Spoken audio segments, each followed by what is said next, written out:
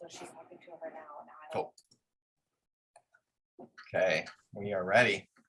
Okay, awesome. Well, thank you, everyone. Welcome to Glacier Ridge's February General PTO meeting. We are very appreciative that you all have joined us today.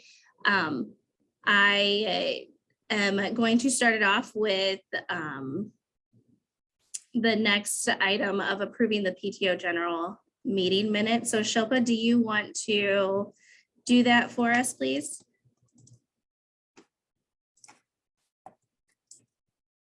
Yeah, I don't remember the date of our last meeting. I apologize. No, you're fine. November, I had that up. Let me see. I believe it was November 17th. Okay. So I would like to go ahead and ask for a motion to approve the general board meetings for November 17, 2021. Do I have a motion to approve? I get a motion to approve, Shilpa. It's Melissa. And a second? I'll second. This is Ning. Okay, thanks. Thank you. All right, thanks. Okay, and then we are going to go ahead and turn it over to Jen. Hi, everyone. Hi, Elise. So good to see you. I caught the tail end of your conversation and I literally looked up because I thought Sophia can't be going to middle school. That's wrong. I know. It appears that I am wrong and you are correct. Your daughter's going to middle school. So that's crazy. Good to see everyone. Nice to see some familiar faces on this call as well. So I would like to just run through a quick presentation. I don't know who owns sharing privileges here, but if I could be given them, that would help. And while that happens, let me just introduce myself to anyone who doesn't know who I am. My name is Jen, and I am the current deputy superintendent in Dublin Schools. I have been in the district for 23 years as a middle school teacher and assistant principal, and then gosh, I have to do some quick math, something like 11 years as an elementary principal working alongside Dr. Curdy, a colleague and friend, and learned a lot from him. So it's an honor to be here. Unfortunately, I don't come with the best news. So I'm here to talk about everyone's least favorite topic, which is redistricting. So I am now going to project. Let me just give me a minute. I bumble a little bit with this, but I'll get it right here. Share screen. Okay. Now, Pete, I can see you. Give me a thumbs up if you can see that screen. Yep, we can see it. Okay, great. All right. Now, I don't want to insult anyone who did watch the Board of Education presentation, so I will go through this very quickly. Again, I don't want to waste anyone's time because I think the value of our meeting today will be opening up to questions and making sure that I answer those specifically to all of you. But redistricting happens when a district's demographics or enrollment changes. And it's no secret, I'm sure, to any of you, when you drive anywhere north of where you live to the quadrant of Jerome Village, it seems like it's a monopoly board and there's more houses built every single day. And so what that means is enrollment at DEP is at capacity now. It's only been open 2 years, and that is projected to increase. We have a similar problem at Eversole Run, projected to exceed capacity in 2024. Now, I know when I was a mom of elementary students, sometimes I stopped listening when they talked about middle and high school. I would encourage you not to, because your kids are at an age where the middle school and high school conversation is going to become very, very relevant to you. So that's why I am going to kind of go into that a little bit today. The enrollment that we're seeing in the Jerome Village area is very, very based in primary. A lot of kindergartners, first graders, and second graders, typical class sizes in fourth and fifth. So what that means is you're going to see the enrollment issue at DEP will soon be mirrored at Eversole. So hang with me on that one. In order to solve this problem, we do have to make some small changes to the boundaries of DEP now. We simply do not have space next year for the students that are projected to come. So let's take a look right now at the elementary enrollment and utilization. You'll see on this chart, every single elementary school in the district is listed. On the left-hand side of the chart are just numbers. Those are students in seats. On the right-hand side is really the part of the table that has more meaning to us today. Anything in red is over capacity. And you will see that what stands right out to you right away is Abraham Depp. And we do have a little bit of a burp at Deer Run, but that quickly goes back down. What we would call is that fixes itself. From a school perspective, ideally, your dream school is operating at about 85 to 95% capacity. You need to have a little extra room for move-ins or sometimes for students with significant special needs that might take up some more square footage or some more resources that you need to kind of have room to grow. Where you get into trouble is anything over 100%. Pete has lived this. Whenever you're over 100%, then you start having to have small group instruction in the corner of the library or a classroom on the stage, those kind of things. Nobody likes that. It doesn't typically make your class sizes huge necessarily, because we do have kind of some soft caps where we don't want our classes to go over a certain size. But the worst thing that happens is a building gets over capacity, you have to cap the building, and then you bus students somewhere else when they move in. A lot of information there, and I can answer questions about that later. Now I'm going to take a quick snapshot here of middle and high school. You will see, I have the table about Abraham Depp at the top, and then you'll see that kind of mirrors itself exactly at Eversole Run, but just a couple years later. And you can see those numbers are kind of, at least for Pete, I'm sure they're a little heart stopping, because the thought of in 24, 25, having a building at 150% capacity as Depp does, you just can't do that. There's just not enough seats.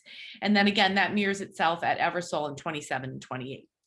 You'll also see the problem coming at Jerome High School. And this is when a lot of your kids are going to be thinking about going into high school. And in 27 and 28, we run out of room at Jerome.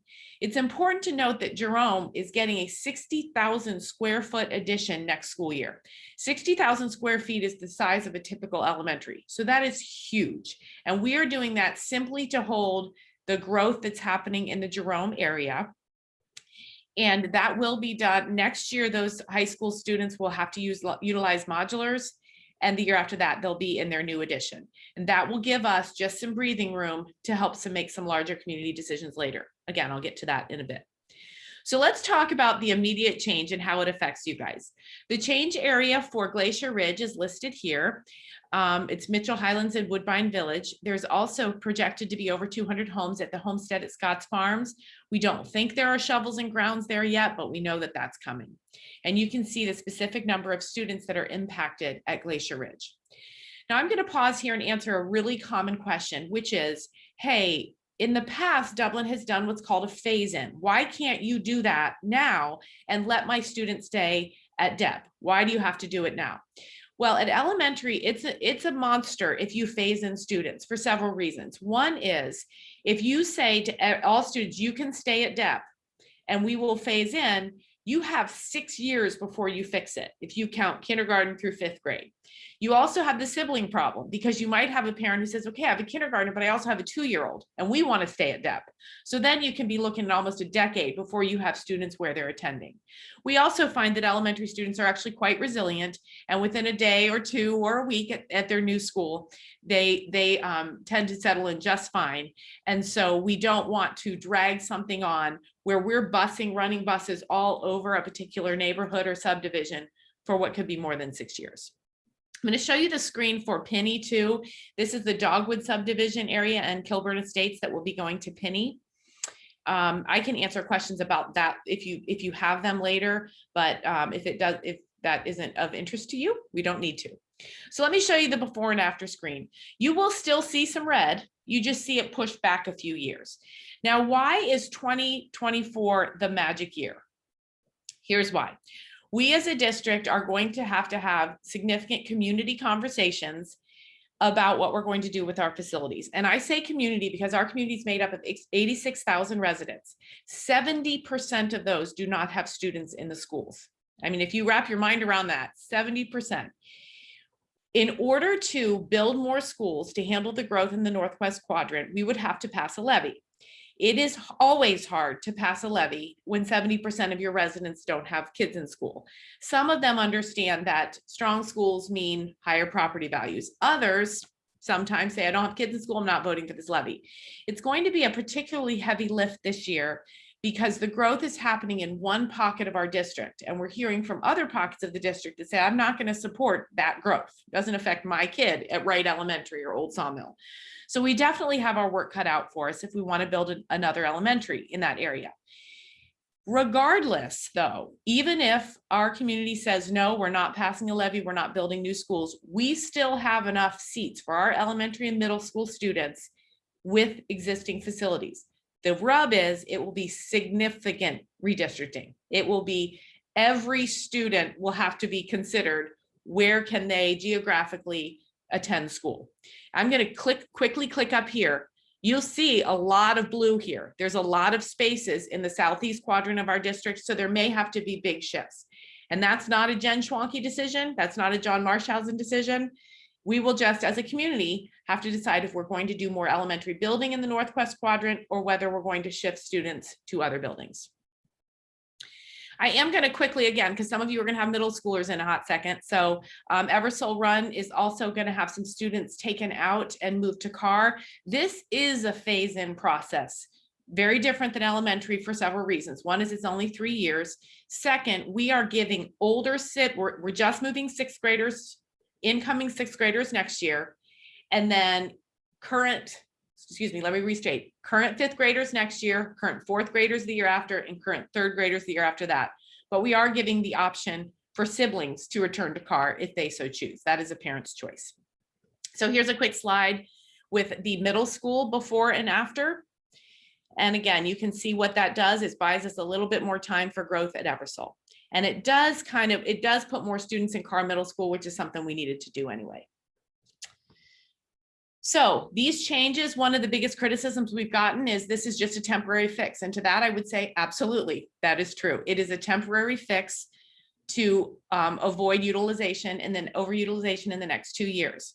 Now, the group I'm talking to today, Glacier Ridge, the folks that are going to come back to Glacier Ridge, they have wanted me to promise that this is it. This is the final place.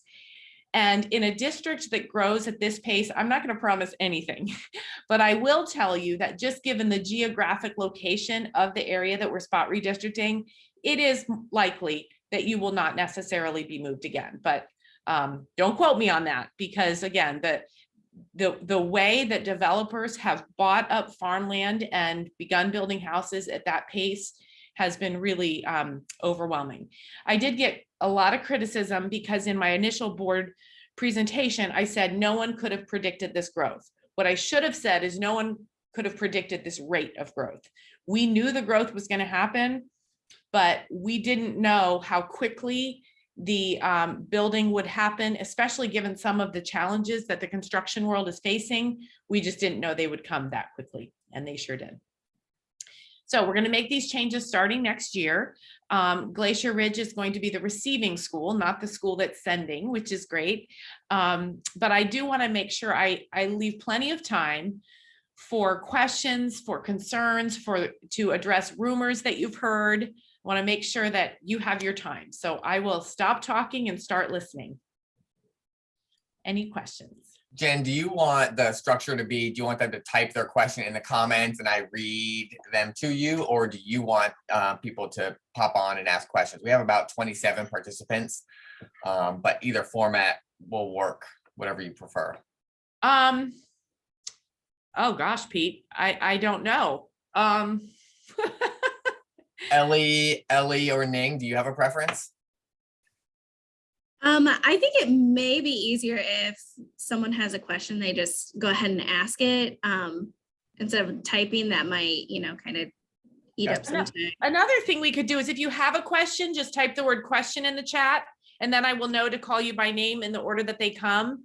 So if you have one, just type that, and then I'll go ahead and call you. Be like, we're in middle or in elementary school. And we could do all of the above. I mean, with only 27 people, if you want to unmute, you're welcome to ask a question, or if you want to type it in, we'll make sure that it is read. Oh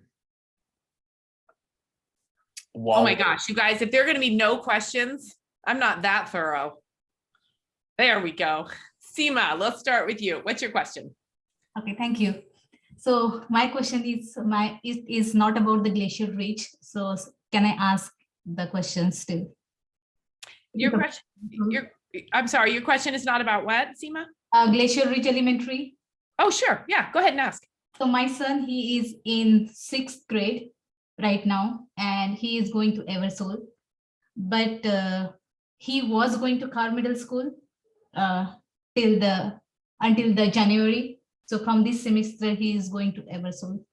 So the parent can choose next year for the 7th grader, or where to send him or not. Okay, I'm going to repeat your question back to make sure I understand. So did you move mid-year? Yeah, Okay, so you moved and now you live within the Eversole attendance area. right. Okay, so unless you live in that area I briefly highlighted, your child will stay at Eversole. Now, that is until 2024 though. And in 2024, we do anticipate there will be significant redistricting for middle school. And I can't tell you, not knowing how that will all play out. I can't tell you where your children would go. But if your child is a current 6th grader, then they would stay at Eversole. We are not moving, except with the exception of that one area I showed you a moment ago, the post-preserve area. There are no changes to middle school, but there will be them in the year starting 2024. Okay, so this area is Bishop's Runs, and that is near to the Carr Middle School. And incoming 6th graders will go to the Carr Middle School for next year. Is that right? In those neighborhoods that I highlighted a moment ago. Okay. And there's 26 of them. Okay, and not the 7th and 8th grader. Is that right? They may stay at Eversole. They may go to Carr if they choose, but they may stay at Eversole. And our building principals, Dr. Gibson and Mrs. Menduni, are personally calling those families to say, okay, what's your choice? We're going to run buses from that. Yeah, just the last question. Yeah. So even though they do not have the siblings, still they can choose to go to Carr or Eversole.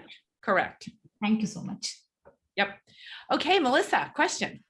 A question I was hearing is Glacier Ridge used to split Carr Grizel. Was there discussions during this minor redistricting to continue to help alleviate Eversole was to just split Glacier Ridge back to Carr Grizel to essentially buy more time for that middle school? That's a great 2 to 4 years comes quickly, and that's our 3rd through 5th graders, but then it's also siblings. So that's a great question. The short answer is no. And the long answer is because we were truly trying to just buy enough time for middle school. We just needed 2 years, because then we know there's going to be a massive redistricting. And the reason you can't do spot districting as easily once you start talking about middle schools is then you start talking about feeders to high schools. And that is huge. So we try really hard to never have middle schools split to 2 high schools or 3 high schools. And we don't like it when elementary split to 2 or 3 middle schools. And so to split Glacier would have given more space at Eversole, but we don't need it yet. We don't need that until 2024 when we're going to redistrict anyway. So our concern, Melissa, would have been if we move more people now with their middle school, and then we have to move them again in 2024, that's bad. And we just don't need to do that right now. do we know on that 2024 expected levy, are we anticipating that are the thoughts around another elementary school, middle school, high school, all of the above, none of the above? Great question. Great question. So, and I do apologize if I'm getting too in the weeds to any of you, but this is just really good information to know. If we build a new on the levy could be a new elementary school. We do have an option on a land in the Jerome Village area where we could build a school. But we can't decide that. That has to be the community. And again, the community might look and say, there's plenty of seats. You've got room at Old Sawmill, you've got room at Indian Run, and so on. Now, you guys, where you live, you know very well, that's not as easy as it sounds, because what that means is you guys might shift, some of your attendees might shift southeast in order to make room of some more students northwest of you to come to Glacier. We don't know that. The other huge thing that it affects is high school. And John or Dr. Marshausen keeps saying we have to have a conversation about high school. And again, I'll go there because you guys will soon, this will be affecting you pretty soon. Jerome is going to, with the addition, Jerome will have room for 2,400 students. But I'm going to go to my high school slide really quickly. You'll see pretty soon that's not even going to be enough. These numbers here show a capacity of 20. This is 2,400. This is with the addition. That's going to buy us time until 26, 27. But then you'll see that shoots up again.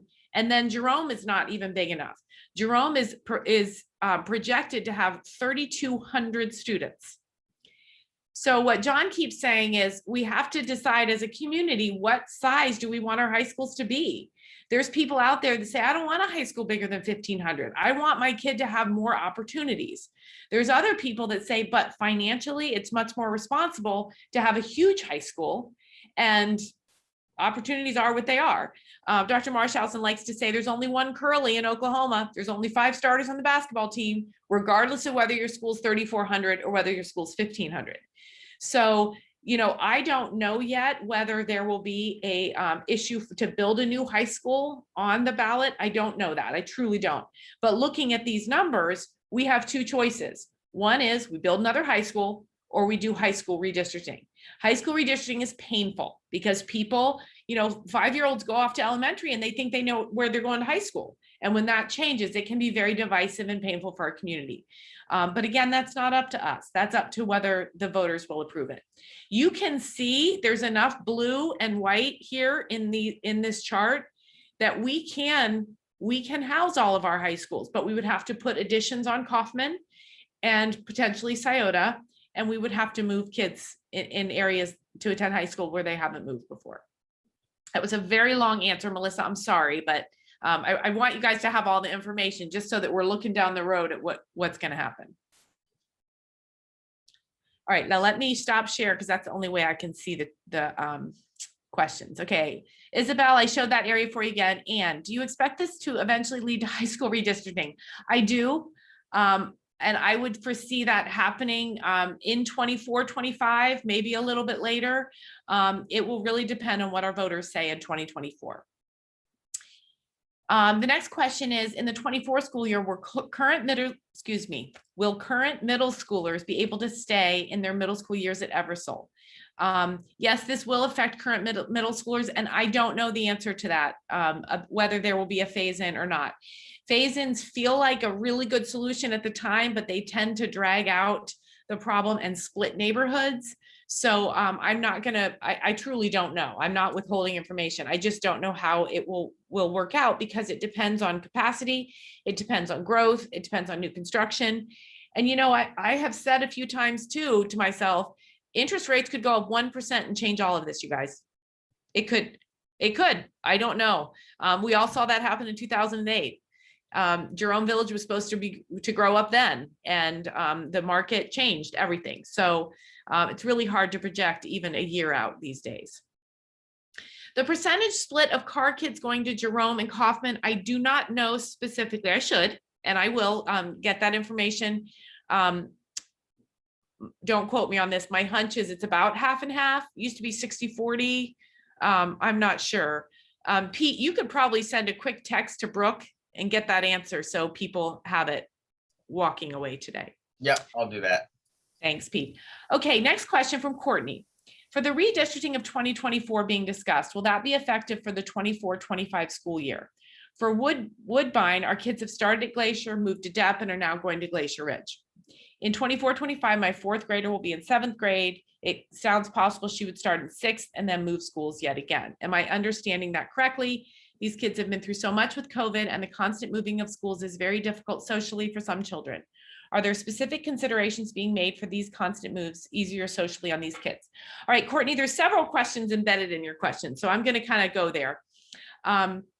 Yes, there's always consideration for what our students go through, and obviously COVID and the pandemic have had huge implications for our students, and every child reacts differently. Some students truly are like, whatever, you know, wherever the bus takes me, I'm good. Other students, this is truly something that we need to work through and develop transition plans and so on.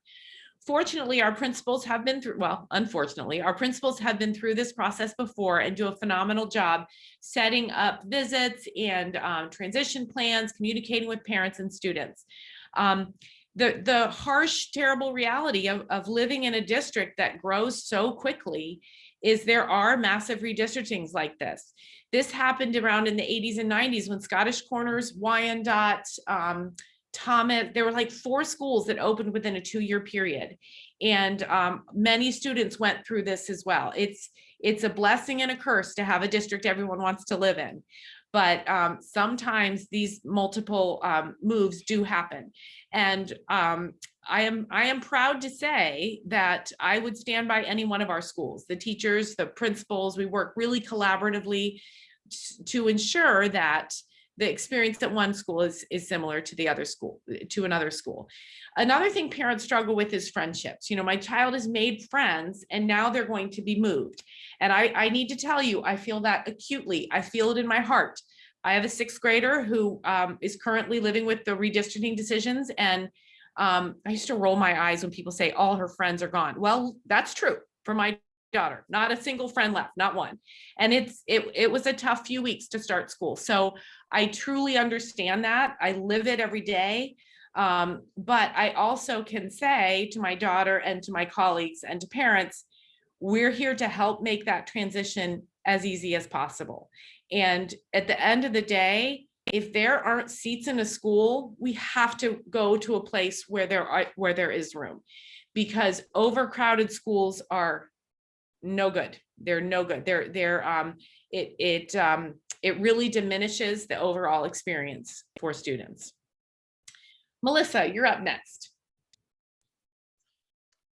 This question isn't from the parent perspective, but I'm hearing it a lot from my neighbors who don't have kids. And like you mentioned, 70% of our district taxpayers don't have kids in our district. And so the question I'm hearing from neighbors is, in 2018, when they voted, it was told that there was going to be additions on to Jerome and Scioto. And so that would actually have bought us the 10, 15 years to hit that 6,000 students in high school. And so by putting those additions on Scioto and Jerome, it would be about 2,000 students per then. And so that potential high school would have been pushed out a little bit. With that, then thinking it from the parent perspective, us who have 3rd, 4th, 5th graders, by the time our kids are freshmen, our kids are gonna, at Jerome, have 800 to 1,000 more kids at their high school than some of their peers at Scioto. So the first question kind of being from that taxpayer, how do we address those who say, hey, in 2018, I voted for this, and why isn't that happening?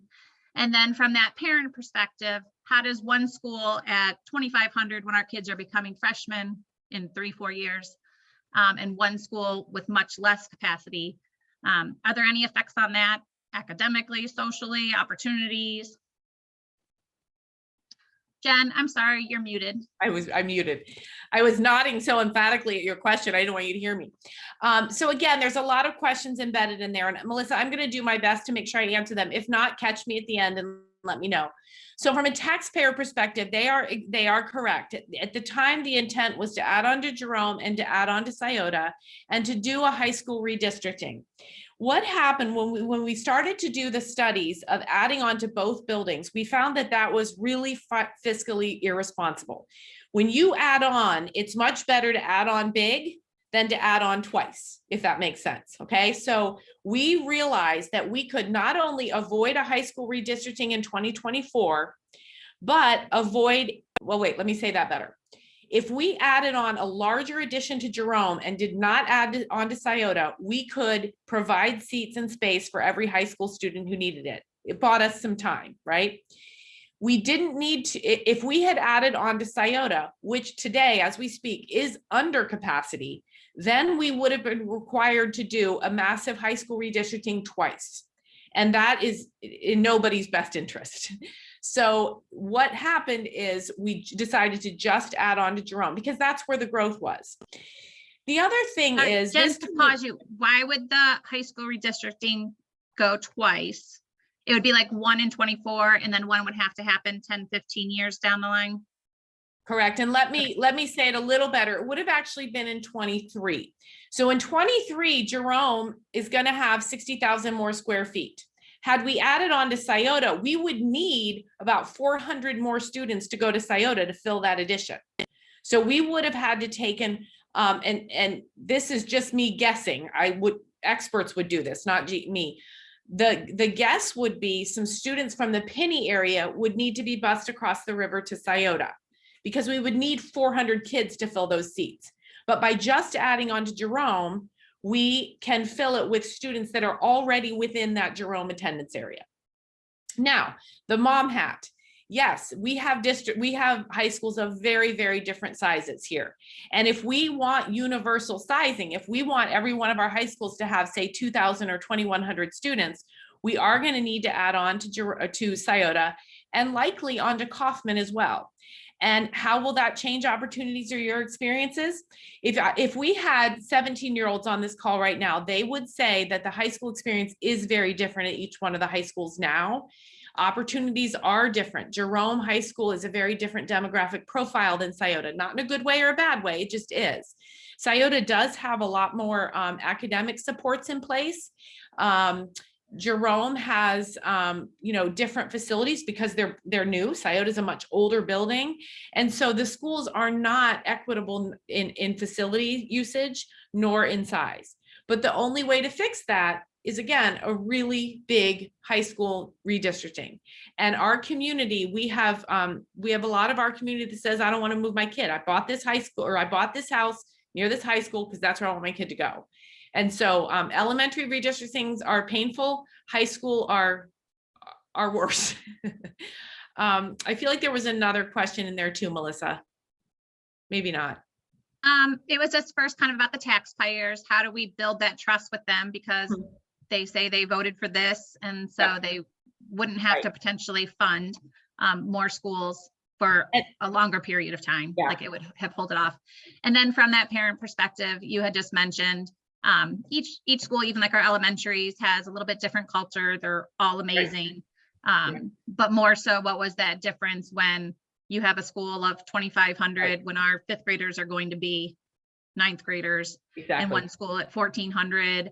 And how did that and I guess another question is, I know this is more long-term. If we were to do that 4th high school, I know some of that talk is give more people opportunities, more people can make a basketball team. Does that change us from Division I schools to Division II? Great question. Okay. Because I know athletic wise, that's can be a difference in recruiting. It is. It does. So again, a couple questions embedded in there. So let me go for it. And again, I hope I'm thorough. To build a high school, to buy the land and to build a high school, and I'm not talking Upper Arlington, who probably spent over 200 million. That's not what we would do. We would go more Olentangy style and probably be $120 million. That's huge.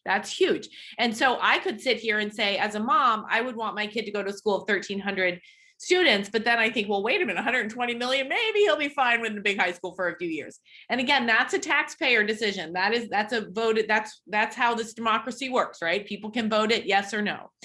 And so if they vote to build another high school, then the redistricting would likely not affect Scioto, and it would have minimal effect on Kaufman. I don't want to say minimal, there would be some. And then the significant effect would be Jerome, the Jerome Village area. So to go back to the taxpayer piece, if you're living off of Bent Tree Boulevard, you're like, why would I vote for this? My kid's not in any way, shape, or form going to go to a new high school. So that's the taxpayer conversation we would need to have. It's a very complex conversation. And traditionally, also, when you put an issue on the ballot, you are much more likely to pass a school levy if you go in a presidential election year. But that also makes it more politically based when it shouldn't be. So all of those are things that we're going to have to consider.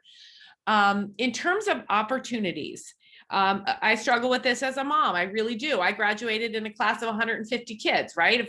If you could dribble, you could have a chance of starting, right? It's a lot different now, and it's a lot different in Dublin. I do think that opportunities, we may have to think differently about how we provide extracurricular opportunities to our students. An idea that has been thrown out there is if we have schools of 2,500 kids, we might need to have a varsity team, a JV A, a JV B, freshman A, freshman B. We may need to have more plays. We may need to have change how we do our sports facilities, our extracurriculars, how many musicals, how many plays. So there are extremely large high schools in Ohio who have figured this out. Mason is one, I think about like 4,000 kids in their high school. So it would require us to differentiate our high school experience even more, because Scioto would be a different place than Jerome would, with 1,500 students versus 2,400. So yeah, these are all excellent questions you guys are asking, and they're ones that are on our minds all the time. And I find great comfort that it's not me making this decision, but our community making it. And if there's something you feel strongly about, advocate for that and find ways to make sure that you share your perspective with your neighbors and friends. I do want to say too publicly that I have been in this seat for 8 months, but I'm so very sorry for those living in the Woodbine area, because you did get changed and then changed again. And I can sit here till my face is blue and say, well, we didn't expect the rate of growth. But if you're in Woodbine, you're like, well, that growth, I'm not responsible for that growth. Why is my student being moved around? And the best thing I can say there is I hear you, I understand. I've talked with several parents in that area who say, Jerome Village is not my problem. Why is my kid being moved? And to that, I would say, I hear you. The problem is there's just no room at DEP. And there's no room now. DEP is currently using classrooms that in Eversole because there's just no space. I'm going to go. Thank you, Pete, for getting that. See, look, I was right. 60-40, 40 to Jerome, 60 to Kaufman. Ellie, have another question? Yes. So I am in construction lending, business construction lending. And I do work on a lot of home developments. And so when it comes to a business purchasing land to develop, how quickly is like the school districts getting notified of that? Like, is it once they do present to the township or to the city of what exactly their plans are and what like the actual like specs are going to look like and stuff? Like, is that when, and then once they do come back for, oh, we want to condense these and fit in more, is it you guys aren't getting notified until they are presenting that at these meetings? One of the challenges of being an educator in Ohio is school districts do not have a seat at the table with developers.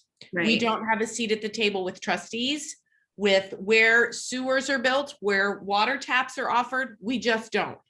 And therefore, we have to go out and find that information. And so you will hear us say frequently, we have projection reports. We worked with Cooperative Strategies. We worked with Future Think. Future Think was the company that the district used in 2018. We wanted a much more experienced and national lens. So we went with a firm called Cooperative Strategies. And Ellie, they do the work you just referred to. Since we don't have a seat at the table at city or county council meetings or development plannings, since Nationwide did not call us up and say, hey, come talk about how much money we're going to make, we have to go find that. So Cooperative Strategies, they look, you guys, it's really fascinating work. If you're a statistician, I think I'd love to do that if I was. They look at birth rates, they look at building permits, they look at construction prices, they look at all these incredibly interesting factors that go into how quickly a district will grow. But projections are not promises, they are guesses. They're good guesses and they're research-based guesses, but we don't, a lot of people think, they say to us, slow the construction. And our answer is we can't. If there is land and there is money and there are developers, they will build. Our job is to provide a free and appropriate public education for anyone that lives within our attendance lines. And we can pay a firm to project, but really, and Pete can attest to this, kindergarten, that's a guess every year. We are just guessing. And the other piece that's really complicated about this is home turnover. So what you start with in August, the kids that walk in the door, some of our buildings, our transiency rate is extremely high. And so your numbers are constantly fluctuating. Other factors are the market. Other factors are the draw of the school district. Dublin draws a lot of students with special needs who move here for services. So all of this is way too much information, Ellie. But the point is, as a district, we can just make decisions based on the information that we have gone out to seek. If you know anyone in the Dogwood area, they're the people going to Penny, they're feeling some kind of way because nationwide when they developed, there were some fees tied in that the residents felt like meant they should go to DEP, period. And then here comes Dublin City Schools saying, oh, no room, you're gonna have to go to Penny. And that wasn't their understanding with their developer. So that's a conversation they have to have with their developer. But it just reinforces the point that as a public school district, we just have to take who comes and don't have a seat about decisions. One more thing, sorry, I always get too far in the weeds, but there's a distinction we need to make too between the city of Dublin and Union County. Union County has an entirely different governing process and decision-making process for development than the city of Dublin does. And guess what? That's different even than Delaware County. So when we had to get these projection reports, our cooperative strategies has to figure out 3 different governing, four really, city of Dublin, city of Columbus, Delaware County, Union County, figure out how they permit home building and squish those numbers together for us. Great question, Ellie. I think I skipped one. Cecilia, during the redistribution, kids in Post Preserve were going to Eversole, but that changed. Now my son is going to Carr. Are you saying Post Preserve will be redistributed again, or kids can continue going to Carr? I don't know, Cecilia. I know that one area that I projected, they are going to be at Carr. And I'm hesitant to say this, but I will. I don't see that changing. A lot of that area, they can ride a bike to Carr. They're just closer there. So I don't see that changing again, but 1,000 times I caution you that nothing is set in stone in a district growing this fast. Okay, will redistricting talks begin in 2024, or will we just be told this is where your current middle school will go in 24 has happened this year? Okay, great question. If you had students in school in 2019 and 2020, and Dr. Curdy can back me up on this, we had extensive community conversations. We included PTOs, parent advisory groups, a lot of conversations. It was a very long process. And unfortunately, we didn't have the luxury of doing that this year. Some of the feedback we've gotten is, we didn't know, we didn't see this coming. Please do better and give us more of a heads up. And that's what we're trying to start right now. Today, February of 2022, we're starting to say, this is happening. Here's the numbers. Here's where people are living, because we want people to be part of this conversation. The goal is definitely to have the public involved. The problem with it is, and I'll just be candid, everybody wants somebody else to move. And so sometimes those community conversations can get very, very problematic and be divisive. We, at our last large redistricting, we heard from the community, we want our neighborhoods to stay together. That was one big push. And then the other one was, but we don't want our kids to move. So we had to kind of reconcile that and just do the best that we could.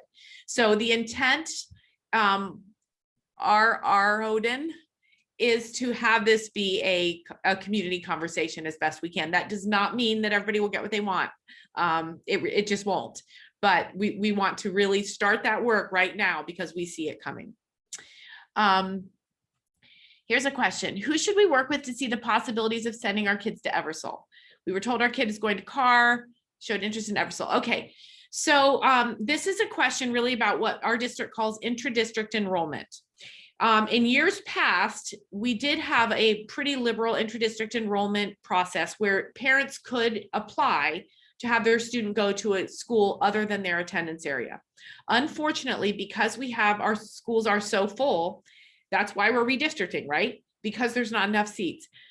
Requests for interdistrict transfers will be denied this year. Now, there are some buildings that do have openings. I believe the only middle school with any space is Sells. And there's a couple of elementaries, Indian Run and Old Sawmill, I believe, will be open for interdistrict transfer. Now, the question I get is, well, wait a minute, you just told me that there's room in those schools. Yes, I did say that in some schools. So for example, Eversole Run, they might only be at 98% capacity, say. Why can't my kid interdistrict transfer there? Well, because we have to leave at least 15% of a building's square footage capacity for summer move-ins or house turnover. The worst thing the thing we do not want to do is, I live at 9308 Brock Road and I'm going to Glacier Ridge and I move in and I call to enroll my kid and they say, sorry, Glacier Ridge is full. You have to go to Wyandotte. That's what we don't want. We want anyone who buys a new home within an attendance area to be able to go there. That's why we do leave a little wiggle room, and the Board of Education always approves this capacity resolution in March, but effectively it will deny all interdistrict transfers. If we had room in schools, we wouldn't be redistricting. So who do you discuss that with? That would be me. And I'm just being very honest with you that you can still apply. The applications are due on May 1st, but they will be denied because there's just no room in those schools. Okay, Jody, with the redistricting in 2024, is there a possibility that children impacted by this current middle school redistricting will also be impacted by the high school redistricting? Moved from Kaufman to, Jerome to Kaufman. Jody, I don't know. I truly don't. Please remember that at this point, we're getting more space in Jerome. We're trying to avoid a massive high school redistricting, and we do have capacity for up to 2,400 students. So I'm going to just take a quick peek again at the high school slide. You'd think I had these numbers memorized by now, but I don't. Jerome High School has until 27, 28, we're okay. So a current middle schooler, I'm doing quick math in my head. I don't see those areas being moved, but again, I don't want anyone to quote me on that. I think that the shift would have to be more a move to the southeast, but don't quote me on any of that. All right, I'm going to go back to, okay, Amy's question. Wouldn't this new growth then contribute to more money to be able to build what we need? Does that make sense? Yes, Amy, it does. So every time a new family moves in with a new home, you generate tax dollars, right? Isn't that enough? Well, it's some, but it's not enough. It's enough money to educate that child, but it's not enough money to build the facility, buy the land, build the facility, and then operate the facility. When I threw out $120 million to build a high school, that doesn't even include operating it, hiring the teachers, keeping the place clean, keeping the heat on, right? So the tax revenue by new residents does not cover everything that we need, nor does the money that we get from the state. And that's why school districts in Ohio, love it or hate it, they are run on a levy system. And that's why as we're growing, we have to continually go back to our voters to ask for more money. When you grow, there's so many residual costs, more buses, more bus drivers, more custodians, more support staff. It's really not as simple or as financially clean as you would think it would be.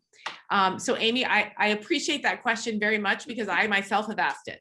More homes mean more money, right? Right. Yes, but not enough, not nearly enough. Okay, thank you. Yeah, no problem.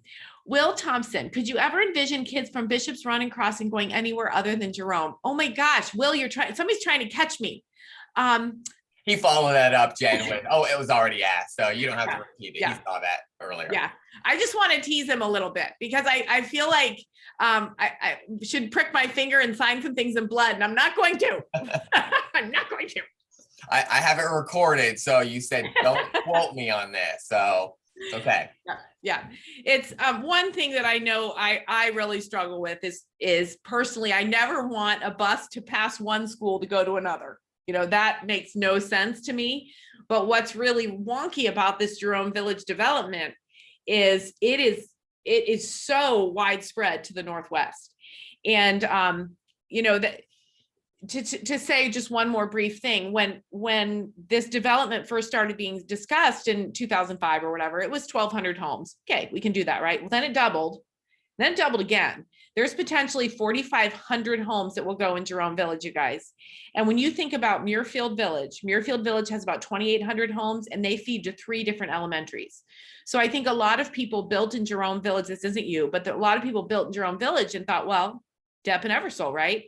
Well, not with 4,500 homes. There's just not enough space. So, you know, I think that a lot of people feel the communication wasn't there, but again, there's land, there's development, and it will happen as the economy lets it happen. So it's a tricky dance we're doing with a lot of different factors. Jen, even I was at the groundbreaking of Depp when they started digging, and nationwide, the developer made the announcement that there are 700 homes currently right now when they did the groundbreaking.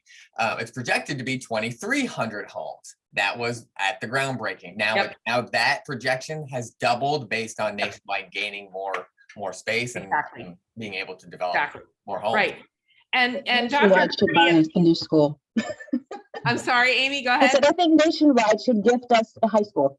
Right. Well, I have said that on multiple occasions. Seems to me like Nationwide owes us a high Yeah. school, right? Well, that's apparently as naive as the question of, don't we have more money? Because to me, that's very simple. But it is more complicated. And Dr. Curdy and I, our friend Troy is the principal at Depp.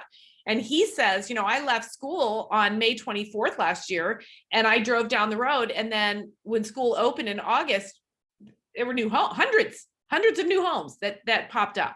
And so again, it's the rate of growth that really caused us to be in this situation.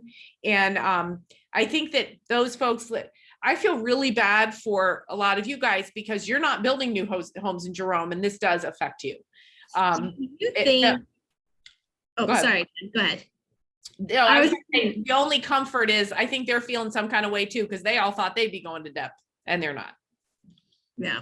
Do you think eventually it will kind of stop or kind of not, I don't necessarily want to say correct itself, but I mean, eventually like they are going to get into like Fairbanks schools. They're going to get into Olentangy, Delaware. They're moving further north. So eventually, but then I know like what's going to happen is we're going to have these developments up there that are split between 2 school districts, Right. you know, and so, yeah.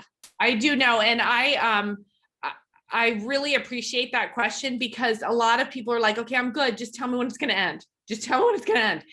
The thing is, people want to be in Dublin schools because Dublin schools makes your house worth more. And it's a superior education. We all struggle a little bit here and there with parts of our child's education, but it is considered an elite education to many people. And so you guys live, a lot of you live like right on that industrial parkway area. And you can have a house in the Fairbanks area worth $200,000, $150,000 less than it is on the other side of the street. Same house, right?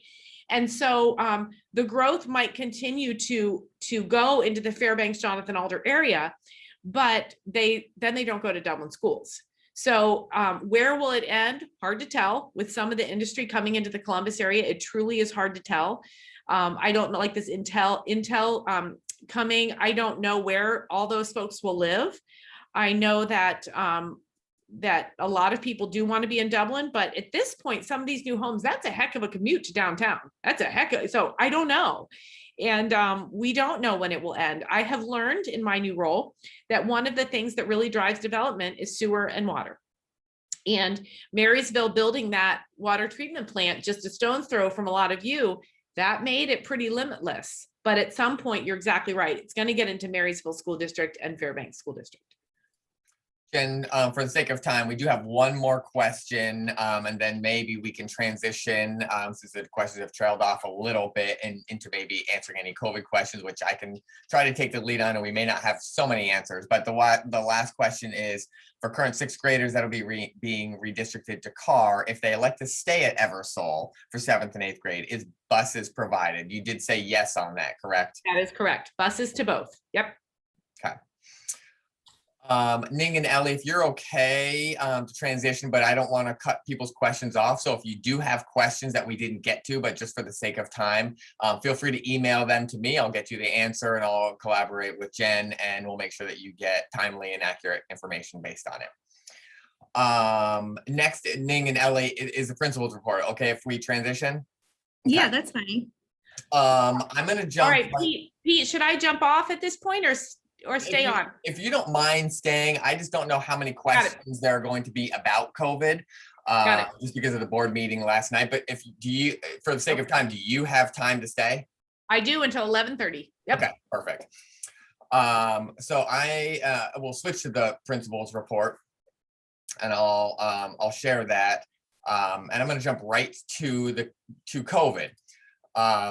There was a board resolution last night to change the mask policy starting for February 22nd. And Jen, correct me if I am incorrect. What that is stating is that masks will be optional starting February 22nd for pre-K or K through 8 or pre-K through 8. I can't quite remember. And that gives the opportunity for students or families to choose to remain wearing a mask or for families to not remain a mask. So in the classroom, that will look very much the same, although it might shift how many kids are wearing a mask versus not wearing a mask, but the procedures and seating and all of that will still remain. That technically, other than everything else, the time frame is the only thing that has changed. If you remember, the last board resolution was around March 7th that it was going to be updated, if I have my memory correct. And the board just decided to bump that up a little bit sooner. Full disclosure, we're not quite sure how that's going to affect lunch at all. Not at all, but the lunch might have some different implications, and that question came up at the board meeting because students don't have the choice to eat with a mask on. So one thing Dr. Marshausen said was that the schedules will not change. We have planned our schedules so that way we do have the ability to space students out, but we're not sure how we're going to incorporate that change at all at lunch. So many of your questions might be, is my child going to be 6 feet, 3 feet away at lunch? And honestly, I don't know yet. We're going to have to collaborate as an elementary group, which is what Dr. Marshausen said last night. We'll talk through that. Ultimately, our goal is to make students feel safe and feel comfortable within the boundaries and the restrictions that we have with the space that's allocated in the lunchroom. But the benefit is, because the schedule is not changing, we do have some flexibility. So students likely that would want to distance themselves a little bit more may have that choice. And of course, we never want to have segregation of masked versus unmasked, but really what it boils down to is a focus on comfort and not separation. So I'm not sure the logistics of that yet, but I do want to open it up based on that minimal information to any COVID type questions. And Jen, would you add anything to that? Just quick background information that I may have missed based on what you know. Nope, you nailed it, Pete. The only addition I would have is the board had extensive conversation about this last night, and I think their perspectives were extremely comprehensive of our community's perspective. And so if you're interested, go back and watch that portion of the board meeting. You can find it online. I think that they did a great job articulating the concerns of their constituents on a lot of sides. And this was what they decided our district is doing going forward. Yeah, so I'm here for questions as well as Dr. Curtin. And as a community, you may or may not have watched the board meeting. I watched it at 5 o'clock this morning, and I'm still processing too. So as we get information, as we make plans and work through the logistics, I'll continue to communicate that through our newsletter. So you may not even have questions right now, or this may be new information for you. So it's okay if you don't have questions now, but what we will do is continue to communicate the logistics and information. And then also, if you have questions moving forward, feel free to email me if they're not addressed in our newsletter. I have a question, Pete. Sure, go ahead, Shilpa. So since the mask mandate is kind of going, like whatever, it's going away now, have they talked about different protocol of a child who's been exposed like if we do have like an exposure, how is that changing? Because now we're in the classrooms, they're going to be closer together or whatever it is. And then, I mean, so that, is there going to be a different protocol for exposure now? Yep, good question. That came up at the board meeting. Classroom procedures will not change. Students will not move closer. They're still 3 feet away. And students still have the opportunity to wear a mask in the classroom. So none of that will change. What's currently happening now with contact tracing is if there is an exposure in the classroom, all those kids are kind of dictated as a close contact and you get communication. There's no mask mandate if there is a close contact communicated in the classroom. And no students are quarantined as a close contact. So what will remain is you'll be notified if there is a close contact or if there is a positive case in that classroom. And then you as a parent can decide if you want to change anything in terms of masking procedure. Does that make sense? Okay. Yes. Any other questions? Melissa, I know you have a question. I do not have a question, Pete. Okay, that's good. Melissa is a phenomenal question asker. She always is able to think through lots of different angles. So as we work through this as a community and as an elementary principal group, we will all kind of navigate what questions the community may have, and we'll address those. I think Rachel has one. Okay, yep. I do. Hi, I'm in the car, so I'm, following along. So the parents are going to choose, or the children, whatever, are going to choose about their kid wearing a mask.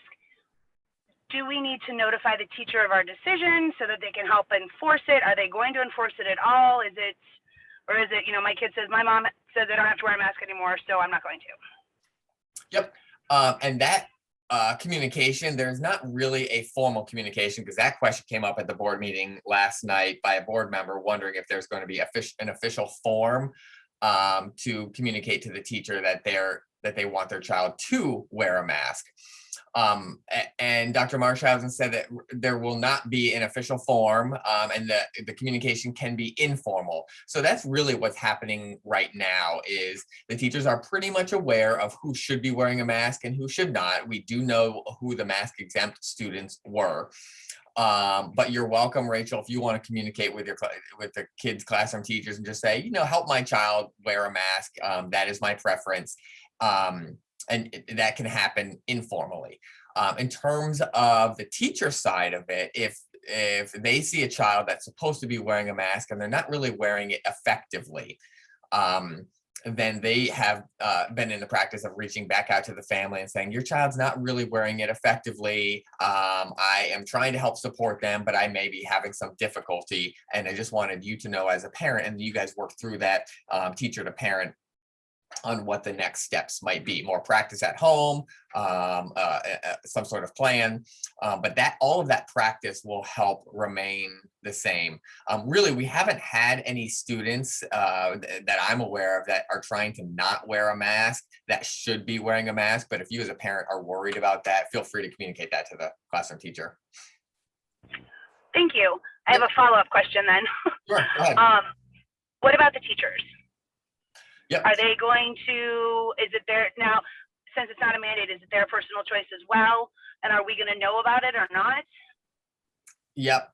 Really, that has not changed technically either. It has been mask optional for staff, and it's been highly encouraged, which has been the language that the district has used.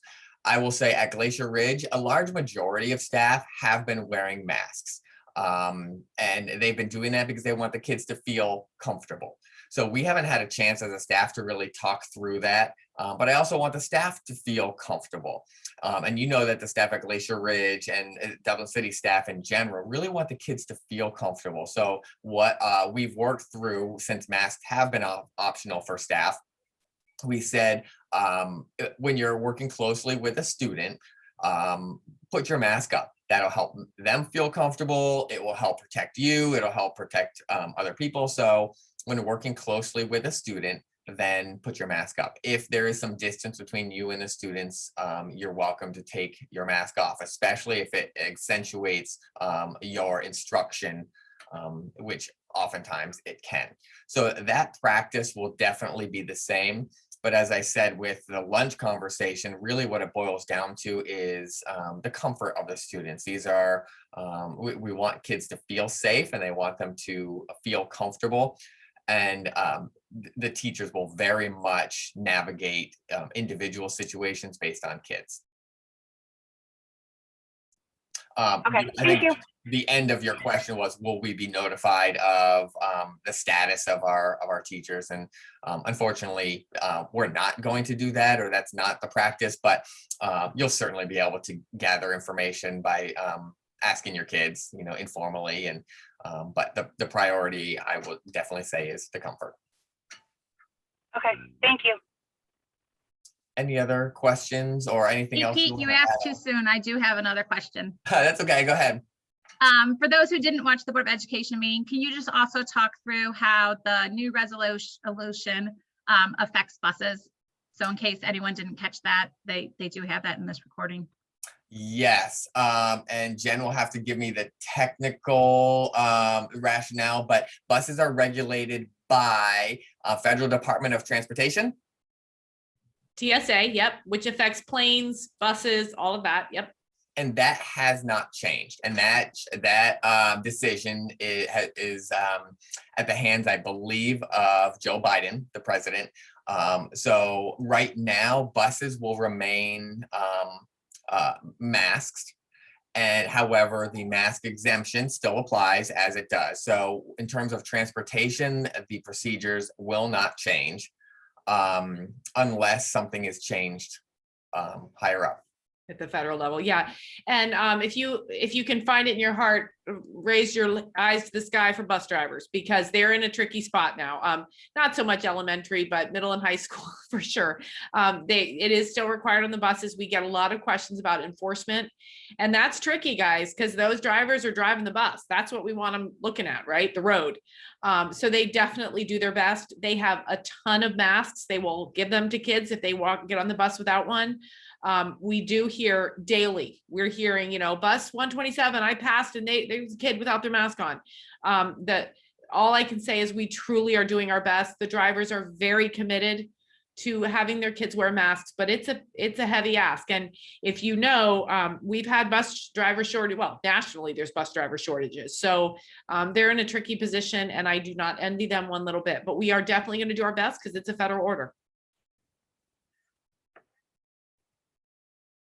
Okay, I don't see any other questions, but if you have COVID questions, again, feel free to email me and we'll get them answered to you. So Jen, thank you for your time. We appreciate your background and knowledge, and it has definitely been informative. Well, thank you. I hope I didn't ambush you with too much information, but you guys are very, very lucky to have Dr. Curdy. He's an expert. So I know he can answer any other questions you may have, and best wishes for a wonderful trimester, and spring break's coming, y'all. It is. And a warm up too. It's coming. That's what they tell me anyway. Thanks everyone. Have a great spring. Bye-bye. I'm going to quickly fly through the rest of the principal report just for the sake of time. And then if you have further questions on it, please let me know. But I do always like to point out our primary goals. Each year, each building sets goals for the year and sets targets, progress monitoring, and then action steps to kind of complete that. So one of our goals this year in the academic portion is by the end of the year, 75% of students will be able to share what they're learning and how it helps them as a learner. That really is an instructional strategy where it's important for students to know what they're learning and why it's important. What is the grand scheme of things? Why do I need to learn fractions? And it's not so when I become a cook, you know, as a parent, I can measure out fractions of materials in the recipe. So it's important for students to know how the learning is applicable to them, even within the classroom. And so we do that through a lot of conversations with kids. What does this activity help me learn? You know, when I walk into classrooms and when teachers communicate with kids, they're talking about that. How does that help them? Why is it important? And then how can you use this information? One quick example is in language arts, when kids are looking at perspectives or even character traits. How does that, they're learning about character traits and learning about perspectives of that character, or how that character changes throughout the book. Why is it important? Well, it's important to understand what the character is going through in order to learn the lesson and the main idea of the book. And how does that help them? How does that information help them? It helps them understand the reading and content better as a reader and as a writer.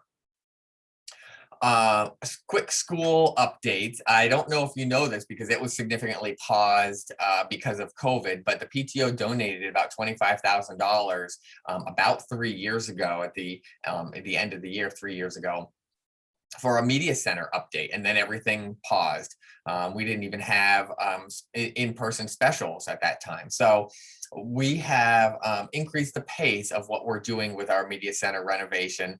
And so we've designed a tentative structure on what the steps are. And the first really was to do some research. And we studied a couple articles, which are linked in my principal report, in order to design what our driving values are. We don't just want to buy furniture that is pretty cool. We want to go through a purposeful renovation, and based on the research and through some committees, both students and staff, we developed what our driving values are, and that's to promote literacy and a love of reading, flexibility and student choice, collaboration, technology, and discovery and creativity. Now, you heard me mention that we have both a staff committee as well as a student committee. And that student committee has been working closely with me on how to gather input. And what they did was they created a survey for students and staff. They did their own research. They went to visit some libraries on their own. We looked at some pictures, and they, based on our conversation on how they use it, they developed this survey that is being sent out to the students. And we already have about 300 kids that have completed this survey. The next step is our two committees are going to meet together on March 1st. The student committee is going to join the staff committee, and we're going to review the data and start to pick some or design our next steps on what the student and staff bodies say that they would like. So we're hoping to have this plan complete by the end of the year so that we can order it, and hopefully it'll be in and ready at the beginning of next year. Now, of course, with COVID and workforce issues and material issues, we're not sure the status of that, but we are moving as quickly as it can in order for that to happen. Any other, I would like to jump to some thank yous. Thank you for the PTO support based on Family Skate Night. Hopefully you were able to attend. It was well attended when I was there. Kindness cards, you have seen in our newsletter, the entire school created kindness cards and sent them to healthcare workers and bus drivers and other support staff. And then conference dinners. The conference nights are extremely long for staff, and they feel like they are on all the time and often get very little time to eat. So having that dinner provided definitely helps facilitate that. So thank you to that. Any other questions that either we have talked about or have not talked about that I can address? I always open it up for general questions should we have not addressed it. Okay, if you do, again, feel free to email me or you're welcome to type it in the comments and we'll get back to you. But right now, thank you for everybody's time, and I'm going to turn it back over to the PTO with Ning and Ellie. Thanks, Pete. Okay, so Ellen and Melissa, would you guys like to go over the treasurer report? Sure, I'm going to make it brief for the sake of time. Pete, would you mind sharing the just monthly financial report up there so everyone can see what we're talking about? But overall, the PTO is exactly where we expected to be. Everything is on target from an incoming fund perspective. We have one more fundraiser for the year, the flower sale, what's coming up. And then our community partnerships will continue to get about $600 a quarter from people to shopping at Kroger. It's a great reward kickback system. We also get money from Amazon Smiles and our kind of dine out dinner nights. We have that upcoming one with friends. Those we usually get between $300 to $500. So from an income standpoint, we'll hit everything for the year. Same thing on our kind of expenses standpoint. We're on par with what we expect. One change that we wanted to propose today to our annual budget is regarding the $1,000 that we had budgeted for field trip transportation. With all the unknowns of COVID, to plan those field trips have to be done a little bit earlier in the year. And at that time, it was decided that we wouldn't be doing them. So instead of just not using those funds, what I would like to do is propose a motion to move the $1,000 that are budgeted for the field trip transportation into our miscellaneous PTO budget line item. And what that will allow us to do is towards the end of the year, we would like to do an ice cream party, a pizza party, get a trinket, but kind of use those funds in a different way to either enhance field day or do a surprise for the kids. But that would allow us to then use that $1,000 towards another way, since we can't spend it on field trips this year. Before we go ahead and vote on that, if anyone has any questions on our financials, I'd love to answer that. Melissa, I would like to just piggyback on the field trips, because of course, field trips are something that the kids love, and our intent was really to be able to do field trips, but still with the unknown, it takes a long time to plan field trips. So at this time, we are not doing field trips, and there's still some restrictions at other places as well. So that's why we felt, as both a school team and PTO team, that based on the unknown, let's use that money towards something fun at school that we absolutely can use, that the kids will appreciate. So that's kind of a little bit of the rationale. Not that you didn't say that, but. If nobody has questions, I'm going to go ahead and make a motion to reallocate the $1,000 in the field trip transportation line item to the PTO miscellaneous expense line item. Do I have anyone who will first and second that? I'll first. Thanks, Hillary. And Ning seconded Shilpa.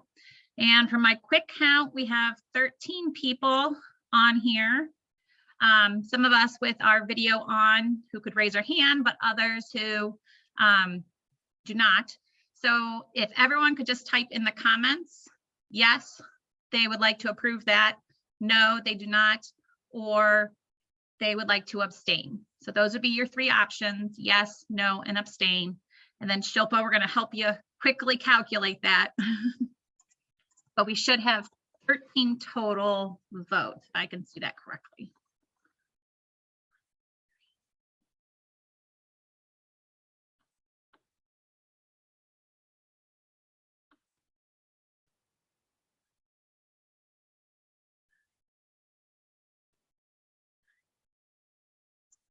Do I see 12 yeses? Is that what someone else counted? Yeah, I counted 12 too. Yeah, I did too. All right. So from my understanding, that would be 12 yeses and 1 abstained vote of the 13 individuals on the call. So that motion passes, and we'll start those conversations on how we can use that extra $1,000 to do something fun for our kids. And as always, if you guys have any questions on our financials, just shoot any of us on the exec board an email, and we'll be able to help you. Thanks, Melissa. Okay, so moving on to events and activity updates. We just want to say thank you to our committee chairs so far: Jen Johansson, Terry Mendes for the cookie dough sale, Katie Krasnowski for the kindness cards, Deandra Steckel for the chiller skate night, Emmy D'Antonio and Dominic Lindeck for the staff conference night dinners. I know the second one, so they did that in the fall, and then they also are doing it for the spring conferences as well. And then Amy Durant and Anna Bullock for the coffee truck for the staff. So thank you so much for everything that you guys do. And I know also Will is on here. Him and his family also help with the GRE or take care of the GRE beautification, which is the entryway of the school. And they've been doing an amazing job. I know it's always fun to see those. So thank you for that. Next, we will go to the cookie dough sale updates. We sold 681 items, 92 were pretzels, total sales of 11,000 with revenue of almost 4,500. So that was pretty amazing, and I think it was nice to have that before the holidays, kind of add some stuff there for gatherings. And we will plan on doing or participating again next year for next school year. The PTO bylaw review, that is in process. There is a link to review the current bylaws. So we are working on gathering comments from everyone, and then we will vote on those at the next general PTO meeting. And then next, we do have just a reminder that we are working towards the exec board for next year. So there is a Sign Up Genius link if you would like to take a look and see. It'll be for the exec board and the chair event. So if you have any questions about that, just reach out to us. We can definitely answer anything that you have for those. And then next, our reminder, next PTO meeting is April 20th at 6 p.m. So, and I'm not sure if that'll be Zoom or if we will do that in person, but we will communicate that with you. And I know I went through that really quick. Does anyone have any questions?